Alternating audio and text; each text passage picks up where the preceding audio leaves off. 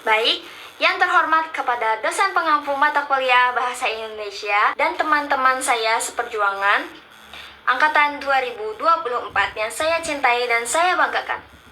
Assalamualaikum warahmatullahi wabarakatuh. Salam Om Swastiastu, Namo Buddhaya, salam kebajikan.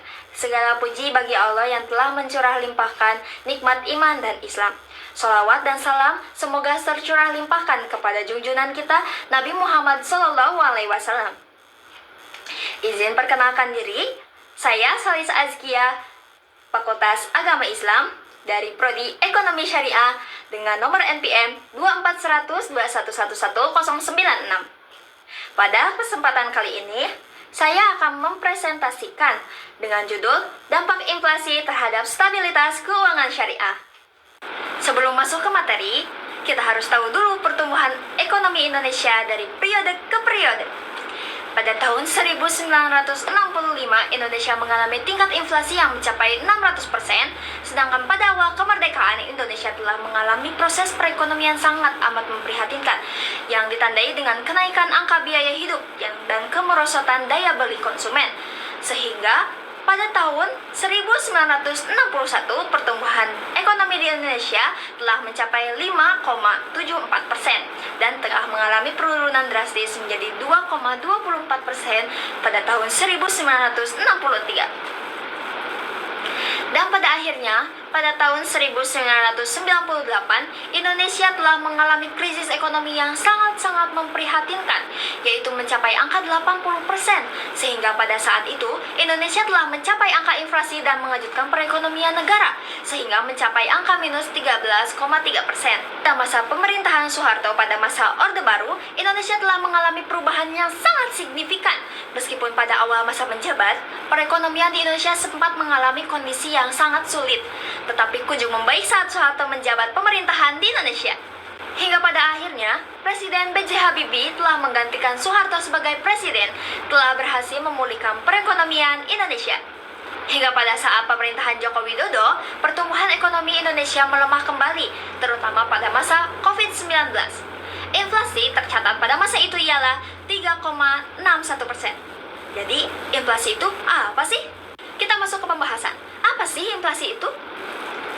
Inflasi adalah naiknya harga jual, meningkatnya harga jual dengan terus-menerus dalam jangka waktu yang panjang. Sedangkan inflasi menurut pendapat beberapa ahli, yaitu Iskandar Putong dalam bukunya Bobby Nur Yusuf menyatakan bahwa inflasi adalah naiknya harga komoditi secara umum yang disebabkan oleh tidak sinkronnya antara program sistem pengadaan komoditi, yaitu produksi, penentuan harga, pencetakan uang, dan lain sebagainya, dengan tingkat pendapatan yang dimiliki oleh masyarakat. Kok biasa sih ada inflasi? Inflasi disebabkan oleh dua kemungkinan. Yang pertama ialah human error. Human error adalah disebabkan karena kesalahan manusia itu sendiri, seperti korupsi, nepotisme, dan pajak yang berlebihan. Yang kedua ialah inflasi alam. Inflasi alam itu manusia tidak ada kendali atasnya, yaitu inflasi alam itu disebabkan karena turunnya penawaran aglomeratif atau permintaan aglomeratif. Terus apa hubungannya sama ekonomi syariah? Apa hubungannya sama keuangan syariah?